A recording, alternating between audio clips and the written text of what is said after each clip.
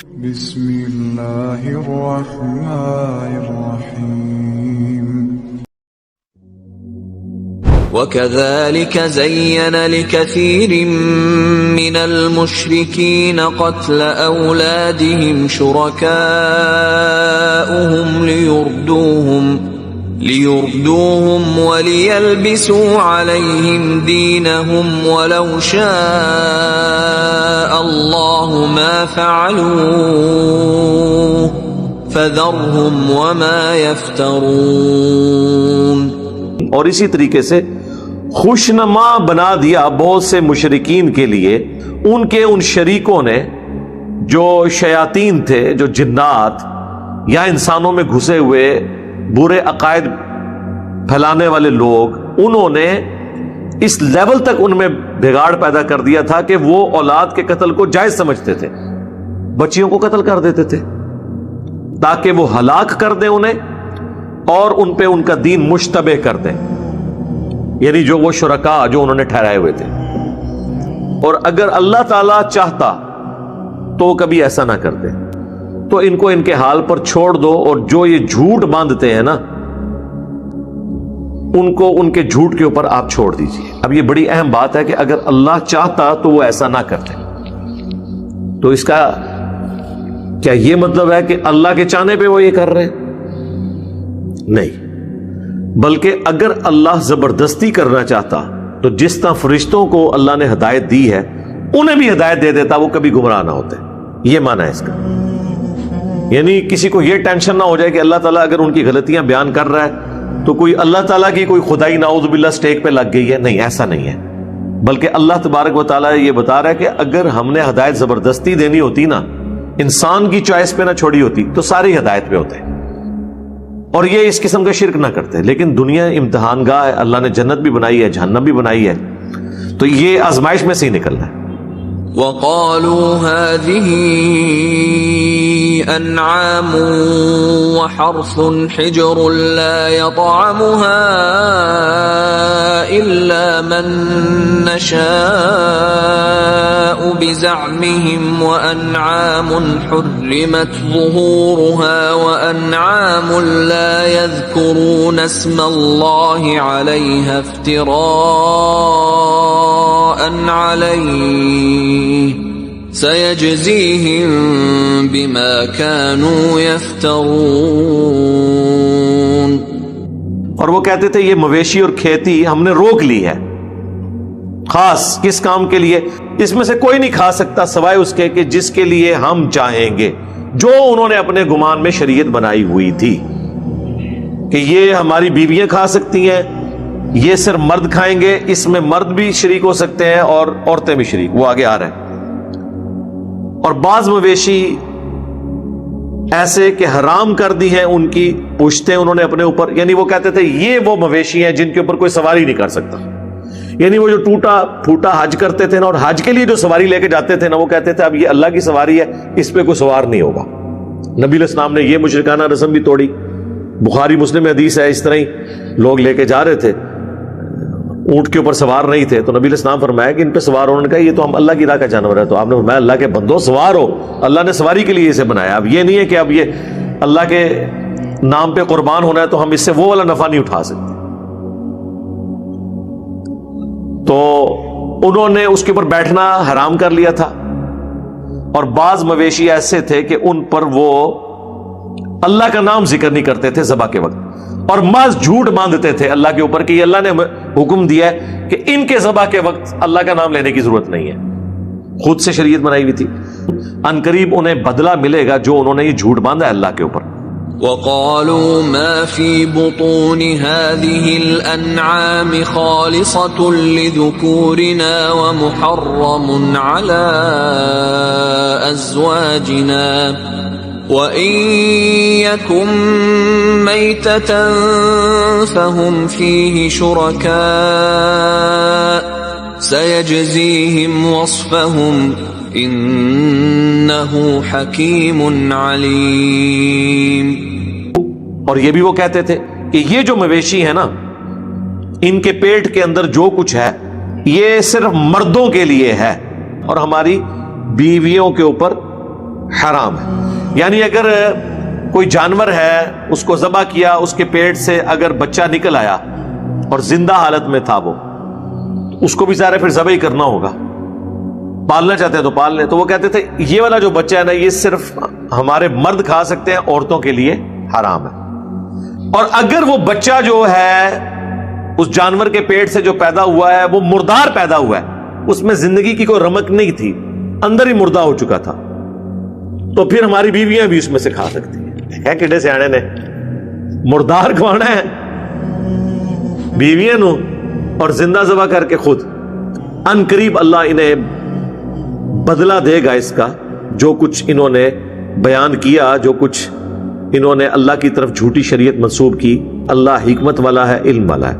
قد خسر الذين قتلوا أولادهم سفها بغير علم وحرموا ما رزقهم الله افتراء على الله قد ضلوا وما كانوا مهتدين. یقیناً وہ لوگ نقصان میں پڑ گئے جنہوں نے اپنی اولاد کو قتل کیا حماقت کے ساتھ بغیر کسی علم کے, اور جو ہم نے انہیں رزق دیا تھا انہوں نے اللہ پر بہتان باندھ کر حرام قرار دے دیا کہ یہ فلاں کے لیے حلال ہے, یہ فلاں کے لیے حرام ہے, یہ دونوں کے لیے حلال ہے, یہ دونوں کے لیے حرام ہے. بے شک یہ گمراہ ہو چکے ہیں اور یہ کبھی ہدایت نہیں پائیں گے. وَهُوَ الَّذِي أَنشَأَ جَنَّاتٍ مَّعْرُوشَاتٍ وَغَيْرَ مَعْرُوشَاتٍ وَالنَّخْلَ وَالزَّرْعَ مُخْتَلِفًا أُكُلُهُ وَالزَّيْتُونَ وَالرُّمَّانَ مُتَشَابِهًا وَغَيْرَ مُتَشَابِهٍ كُلُوا مِن ثَمَرِهِ إِذَا أَثْمَرَ وَآتُوا حَقَّهُ يَوْمَ حَصَادِهِ وَلَا تُسْرِفُوا إِنَّهُ لَا يُحِبُّ الْمُسْرِفِينَ. وہی ہے جس نے ایسے باغات پیدا کیے ہیں جو چھپروں والے ہیں اور کچھ بغیر اس کے ہیں. آپ دیکھتے ہیں نا, یہ انگور کی بیل ہے, یہ آپ کو باقاعدہ کسی اونچی جگہ کے اوپر اسے باندھنا پڑتا ہے, پھر وہ پھیلنا شروع ہو جاتی ہے. بعض اس طرح کی اور بعض خود اپنے اس تنے کے اوپر کھڑی ہو جاتی ہے. اور کھجور اور کھیتی جو مختلف ان کے الگ الگ کھانے کی چیزیں ہیں, اور زیتون اور انار جو ایک جیسے بھی ہیں اور ایک جیسے نہیں بھی ہیں. ایک جیسے اس اعتبار سے ہیں کہ سارے پھل ہیں, میٹھے ہیں, مٹھاس میں کامن ہے لیکن ذائقے میں کامن نہیں ہے. آپ کو یہ کہے کہ جی کھجور بھی میٹھی, انار بھی میٹھا, یا اور ایڈ کر لے, آم بھی میٹھا, مالٹا بھی میٹھا, لیکن ان کی آپس میں بھی مٹھاس میں بھی فرق ہے. تو اس لیے اللہ نے فرمایا ملتے جلتے بھی ہیں اور نہیں بھی, تو کھاؤ اس کے پھل میں سے جب وہ پھلدار ہو جائے. اور جس دن کھیتی کاٹی جا رہی ہو اس دن جو ضرورت مند لوگ ہیں ان کا حصہ جو اللہ نے مقرر کیا ہے اس میں سے ان کو دو. پھلوں کی بھی زکوٰۃ ہے, کھیتیوں کی بھی زکوٰۃ ہے. زکوٰۃ پہ مسئلہ 95B میرا دیکھ لیں, زکوٰۃ کے قدیم اور جدید 70 فقہی احکام و مسائل, اس میں نے تفصیل کے ساتھ بتایا. اور فضول خرچی مت کرو, بے شک اللہ تعالیٰ فضول خرچی کرنے والوں کو پسند نہیں کرتا. وَمِنَ الْأَنْعَامِ حَمُولَةً وَفَرْشًا كُلُوا مِمَّا رَزَقَكُمُ اللَّهُ وَلَا تَتَّبِعُوا خُطُوَاتِ الشَّيْطَانِ إِنَّهُ لَكُمْ عَدُوٌّ مُبِينٌ. اور مویشیوں میں سے ہی بعض ایسے ہیں جن پہ بوجھ لادا جاتا ہے, اور بعض جو ہے وہ ذبح کیے جاتے ہیں, اور بعض ایسے بھی ہیں کہ جو دونوں کاموں کے لیے استعمال ہوتے ہیں. جس طرح اونٹ ہے, اس پہ سواری بھی آپ کرتے ہیں اور اسے ذبح بھی کیا جاتا ہے, لیکن خچر ہے, گوشت حرام ہے. گدھا گوشت حرام ہے لیکن سواری اس کی جائز ہے. گھوڑا گوشت بھی حلال ہے, سواری بھی حلال ہے. اور بخاری مسلم میں احادیث موجود ہیں. فقہ حنفی والوں نے مشہور کیا کہ مکروہ ہے، اور اس میں انہوں نے کہا کہ چونکہ جہاد میں استعمال ہوتے ہیں. تو میرے بھائی اب وہی بات ہے، پرانی باتیں آپ لے کے 32 روپے 8 آنے حق مہر لے کے بیٹھے ہوئے ہیں، اس طرح آپ لے کے بیٹھے ہیں. اب تو جہاد کا موڈ ہی چینج ہو چکا ہے، اب تو گاڑیاں، ٹینکس اور اس طرح کی چیزیں استعمال ہوتی ہیں. تو اب تو ہمت کریں. بہرحال ٹرکی میں آپ چلے جائیں، حنفی ہیں سارے، وہاں پہ بالکل آپ کو گھوڑے کی کڑھائی ملے گی، کباب ملیں گے، سب کچھ ملے گا. چائنا میں بھی گھوڑا استعمال ہوتا ہے، حالانکہ حنفی ہیں، لیکن انڈیا پاکستان کے حنفی جو ہے نا ابھی یہ بیریئر کراس کرنے میں کامیاب نہیں ہوئے. کھاؤ اس میں سے جو اللہ نے تمہیں رزق دیا ہے، اور مت پیروی کرو شیطان کے راستوں کی. یہ سارے شیطانی راستے ہیں کہ اپنی مرضی سے حلال اور حرام جانوروں کو ڈکلیئر کر دینا. بے شک وہ تمہارا کھلا دشمن ہے. کون؟ شیطان. 8 أزواج من الضأن 2 ومن المعز 2 قل الذكرين حرم أم الأنثيين أما اشتملت عليه أرحام الأنثيين نبئوني بعلم إن كنتم صادقين. اللہ نے پیدا کیے ہیں 8 جوڑوں کی شکل میں، بھیڑ میں سے 2 نر اور مادہ، اور بکری میں سے 2 نر اور مادہ. اے نبی ان سے پوچھو کہ کیا اللہ نے دونوں کے نر حرام کیے ہیں یا دونوں کی مادائیں، یا اللہ نے جو ان کی ماداؤں کے پیٹ میں بچے ہیں وہ حرام کیے ہیں؟ کہاں پہ یہ بات لکھی ہوئی ہے جو تم نے خود ساختہ شریعت بنائی ہے؟ مجھے بتاؤ علم کے ذریعے، عشق و سرور کے ذریعے نہیں، کوئی علمی بات کرو اگر تم سچے ہو. لاؤ کوئی علم، کوئی تمہارے پاس کتابیں موجود ہوں، انبیاء کے آثار ہوں کہ یہ شریعت کا ہمارے پاس نالج ہے جس کی بنیاد پہ ہم بات. یہ نہ کہو کہ ایسی تو شروع تو NG کر دیں آیا، یہ بات نہیں. وَمِنَ الْإِبِلِ 2 وَمِنَ الْبَقَرِ 2 قُلْ الذَّكَرَيْنِ حَرَّمَ أَمِ الْأُنثَيَيْنِ أَمَّا اشْتَمَلَتْ عَلَيْهِ أَرْحَامُ الْأُنثَيَيْنِ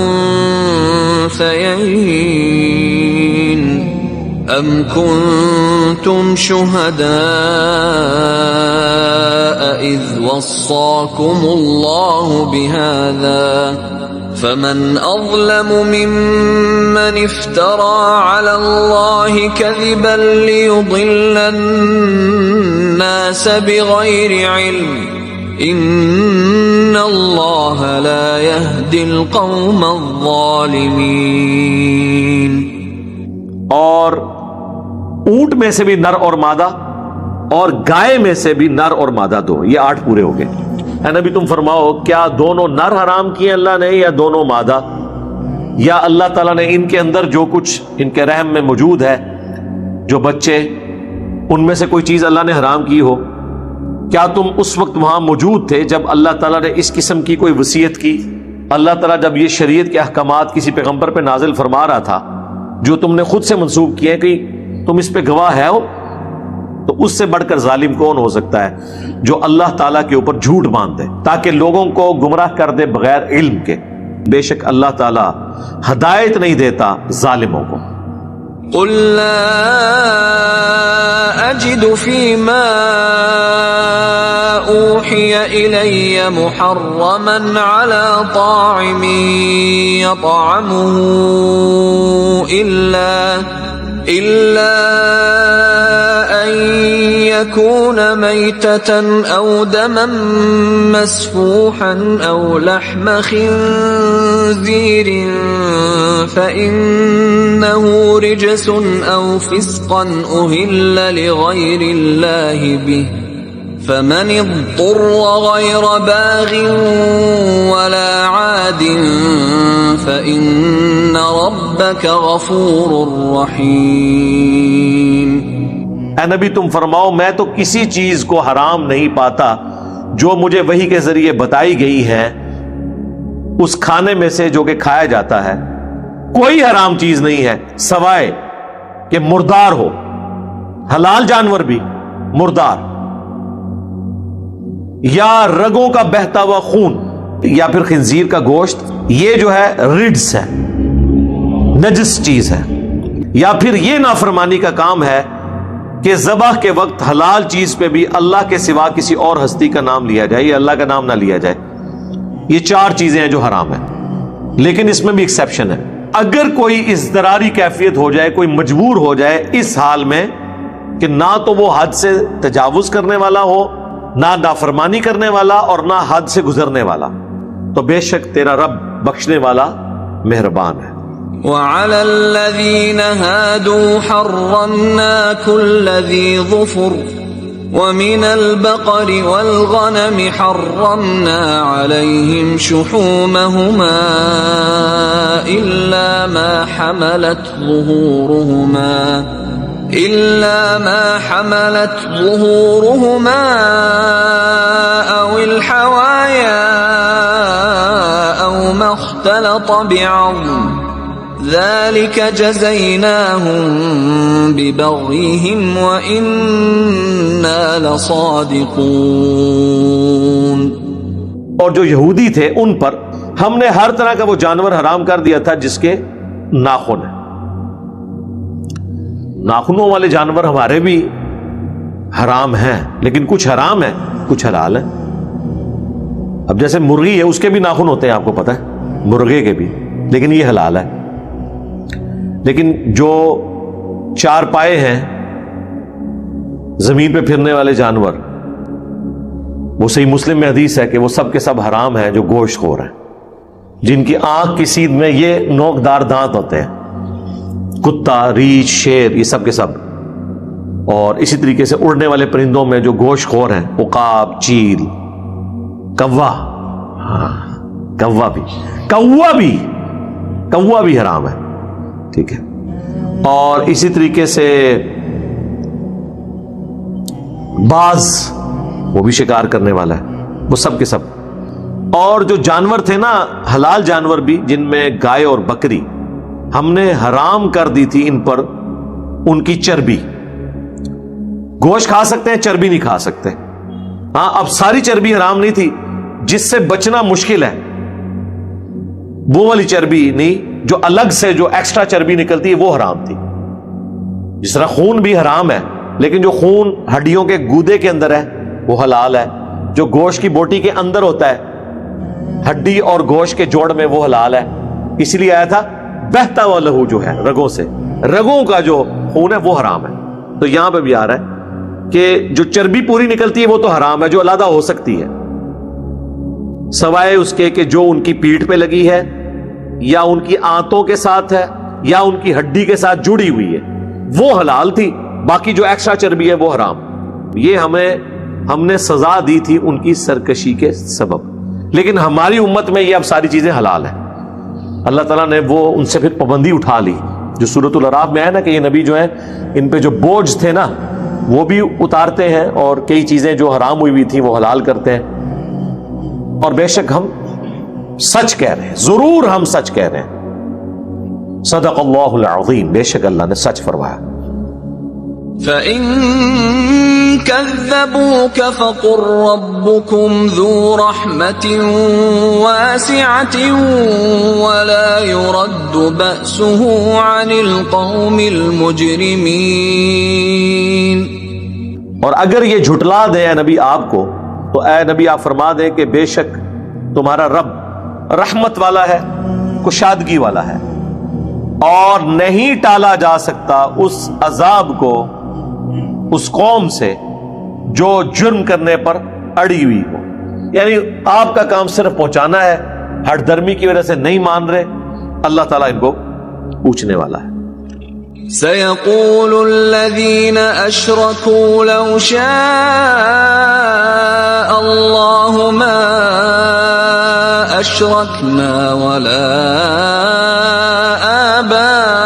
آباؤنا ولا حرمنا من شيء كذلك كذب الذين من قبلهم حتى ذاقوا بأسنا قل هل عندكم من علم فتخرجوه لنا إن تتبعون إلا الظن وإن أنتم إلا تخرصون. ان قریب جو یہ مشرک ہے، شرک کرنے والے، وہ کہیں گے اگر اللہ ہی چاہتا تو نہ ہم شرک کرتے نہ ہمارے باپ دادا. یعنی بجائے یہ کہ کوئی علمی روش اختیار کرے، یہ جذباتی کھیل کھیل رہے ہیں آپ کے ساتھ. یہ اکثر کہتے ہیں نا جناب، اچھا اس کا مطلب ہمارے آباء و اجداد غلط تھے تو پھر اللہ نے ہی ان کو ایسے رکھا ہوا تھا نا. یہ لیم ایکسکیوز ہے. قرآن کی جو روش ہے وہ علمی ہے، اور یہ کوئی بہانہ نہیں ہے کہ چونکہ ہمارے آباء و اجداد کرتے رہے ہیں ہم نے بھی یہی کرنا ہے. ان قریب یہ کہیں گے کہ اگر اللہ ہی چاہتا تو ایسا نہ ہوتا. اس کا مطلب ہے کہ اگر وہ کر رہے ہیں اور اللہ نے انہیں کعبے کا متولی بنایا ہوا ہے تو پھر ظاہر ہے اللہ کے محبوب بندے ہیں نا جی. یہاں بھی لوگ کہتے ہیں نا جناب مزاروں پہ رش ہے، اتنی دنیا جا رہی ہے تو آخر اللہ نے ان کو چنا ہے نا. تو اس کی پھکی بھی ان کو ہم دیتے ہیں کہ بتاؤ قرآن میں بائی نیم 25 انبیاء کا ذکر ہے، صرف نبی علیہ السلام کی قبر مبارک کنفرم ہے، باقی 24 انبیاء کی قبریں بتاؤ کدھر ہے، ان کے مزار کدھر ہے، ان کے اوپر رش کیوں نہیں ہے؟ ان کا مرتبہ تو تمہارے بابوں سے زیادہ ہے.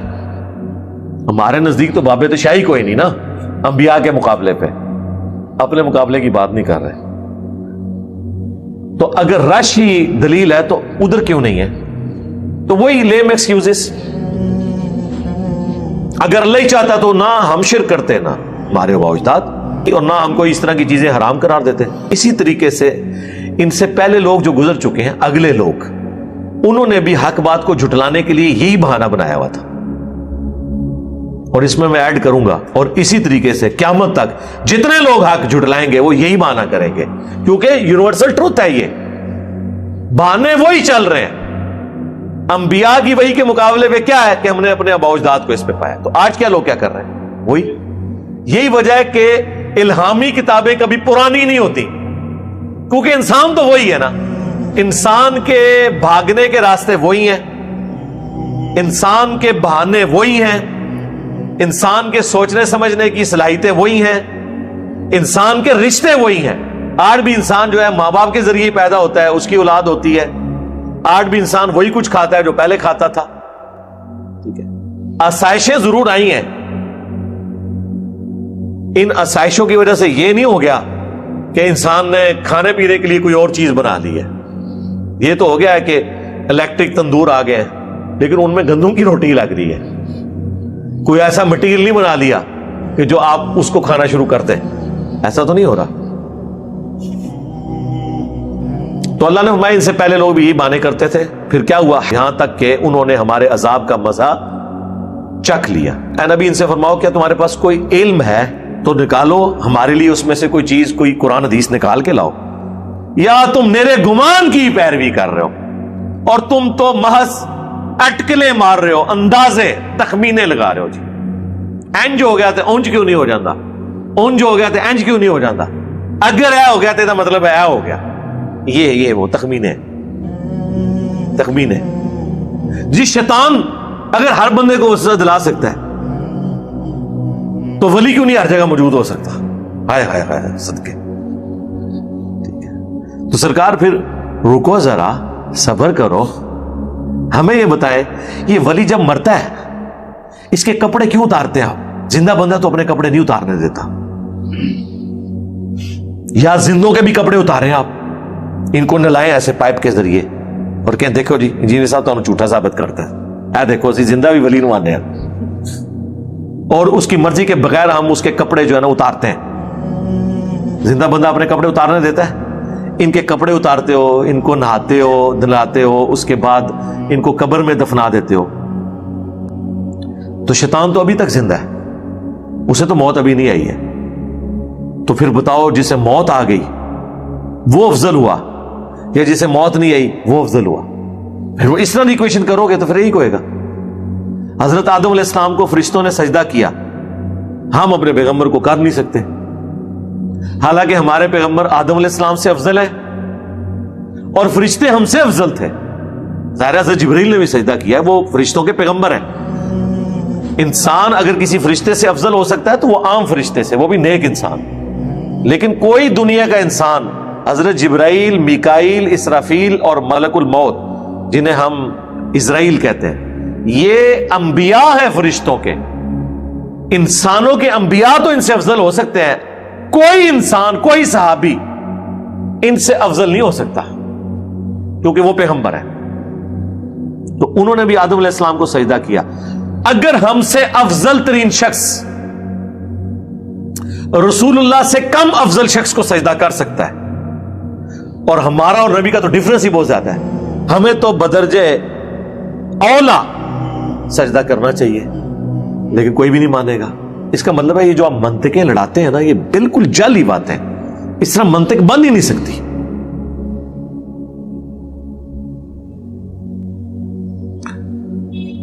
یا تو تم تو پیروی نہیں کر رہے مگر گمان کی اور اٹکل کے تیر چلا رہے. قل فللہ الحجۃ البالغۃ فلو شاء لہداکم اجمعین. اے نبی فرما دو کہ کامل دلیل تو اللہ کے ساتھ ہے، یعنی دلیل کے ساتھ جو بات ہے وہ اللہ کی طرف سے ہے، وہ وحی کی شکل میں آتی ہے. اور اگر اللہ چاہتا تو سب کو ہدایت دے دیتا. یعنی اس سے مراد زبردستی ہدایت، جس طرح فرشتوں کو دی ہوئی ہے. فرشتوں کو کیا سر، انسان اور جن کے علاوہ ہر ایک کو زبردستی کی ہدایت ملی ہوئی ہے. سورج نے کبھی نافرمانی نہیں کی، زمین نے کبھی نافرمانی نہیں کی، مٹی نے کبھی نافرمانی نہیں کی کہ اگانے سے وہ رک جائے. وہ یہ بھی نہیں چیک کرتی کہ یہ کوئی مسلمان بیج بو رہا ہے یا غیر مسلم بو رہا ہے. وہ تابع فرمان ہے، ہر چیز اس کام میں لگی ہے جو اللہ نے لگا دی ہے. نافرمانی اپنی مرضی اگر کوئی کرتا ہے تو جن اور انسان، کیونکہ انہیں اللہ نے اختیار دی ہے، اسی لیے پھر ان کی پکڑ بھی ہونے والی ہے. قل هلم شهداءكم الذين يشهدون أن الله حرم هذا فإن شهدوا فلا تشهد معهم ولا تتبع أهواء الذين كذبوا بآياتنا والذين لا يؤمنون بالآخرة وهم بربهم يعدلون. آپ ان سے فرمائیے لاؤ اپنے گواہ جو گواہی دیں کہ اللہ تعالیٰ نے یہ چیزیں حرام کی ہوئی ہیں جو تمہاری خود ساختہ شریعت میں تمہارے کلیم ہے. بس اگر یہ اتنی یعنی جھوٹ کے اوپر اتر آئے کہ گواہی دینے کو تیار ہو جائیں تو اے نبی آپ نے ان کے ساتھ گواہی نہیں دینی، اور آپ نے پیروی نہیں کرنی ان کی خواہشات کی جو ہماری آیات کو جھٹلانے والے ہیں، اور وہ لوگ جو آخرت پر ایمان نہیں رکھتے اور وہ اپنے رب کے برابر اور ہستیوں کو ٹھہرائے ہوئے ہیں. آپ نے ان کی بات کی تصدیق نہیں کرنی، بغیر علم کے کوئی بات ایکسپٹ نہیں کرنی، چاہے یہ قسمیں بھی اٹھا کے گواہیاں بھی دیں. یہ دیکھ لیں، قسم اٹھا کے آپ بات کو پکا نہیں کر سکتے، بات پھر بھی علمی کرنی ہے.